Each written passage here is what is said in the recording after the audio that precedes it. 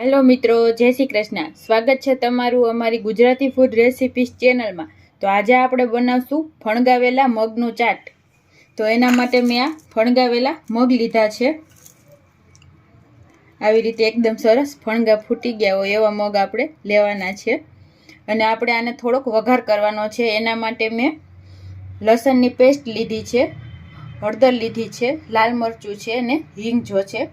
અને આપણે ચાટ બનાવવા માટે ડુંગળી છે, ટમેટું છે, ધાણા ભાજી ને લીંબુ છે. તો આપણે પહેલા મગનો વઘાર કરી લેશું. તો આપણે એક પેન લેશું.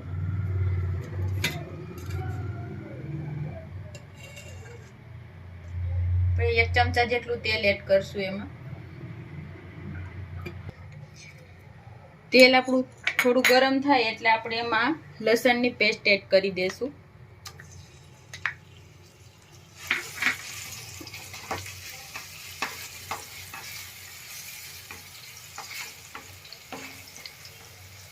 બે મિનિટ માટે એને સાંતળવા દેશું. આપણે હિંગ એડ કરશું ચપટી જેટલી.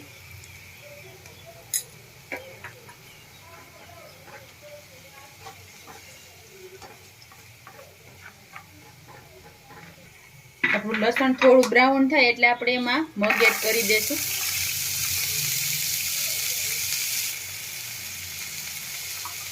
મિક્સ કરી લેશું બધું એકદમ સરસ.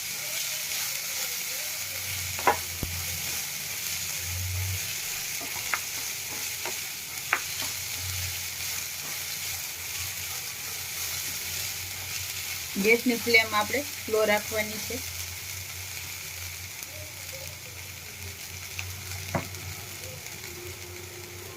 આપણે મગમાં સ્વાદ પ્રમાણે મીઠું એડ કરશું.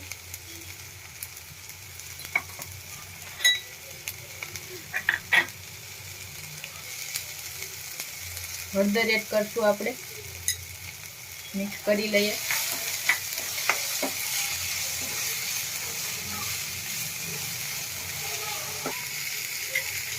આપણે લાલ મરચું પાવડર એડ કરશું, અડધી ચમચી જેટલું.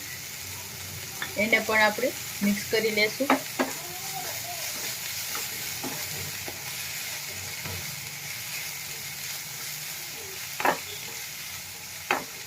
આપણે આને 2 મિનિટ માટે થોડું સાતળશું.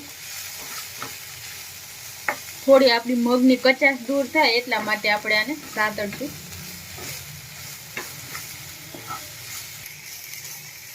તો આપણે 2 મિનિટ સાતળીને આપણા મગ થઈ ગયા છે. આપણે ગેસને બંધ કરી દેશું.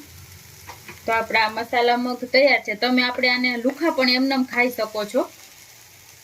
છોકરાઓને ટિફિન બોક્સમાં પણ દઈ શકો છો. એકદમ સરસ લાગે છે. તો આપણે આને થોડા ઠંડા થવા દેશું, પછી આપણે આનું ચાટ બનાવશું. તો આપણે મગને એક મોટા વાસણમાં કાઢી લીધા છે. તો હવે આપણે આનું ચાટ બનાવશું. તો આપણે એમાં ઝીણા સમારેલા ટામેટા એડ કરશું. તમે તમારા ટેસ્ટ મુજબ આ બધું વધારે કે ઓછું કરી શકો છો. આપણે ડુંગળી એડ કરશું. એક મોટી કાપેલી ડુંગળી છે. લીંબુનો રસ એડ કરશું, 1 ચમચી જેટલો. થોડા લીલા ફ્રેશ ધાણા છે એ એડ કરશું. આપણે એકદમ સરસ બધું મિક્સ કરી લેવાનું છે. આ ચાટ ખાવામાં એકદમ ટેસ્ટી લાગે છે અને હેલ્ધી પણ છે. તો એકવાર જરૂર બનાવજો આ. તો એકદમ સરસ આપણું આ ચાટ મિક્સ થઈ ગયું છે. તો હવે આપણે આને સર્વ કરી લેશું.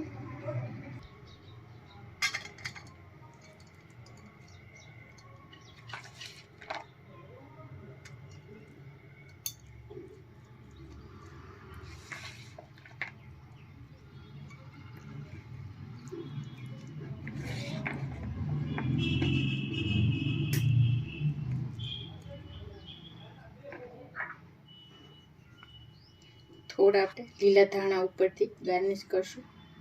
તો તૈયાર છે આપણા ફણગાવેલા મસાલેદાર મગનું ચાટ.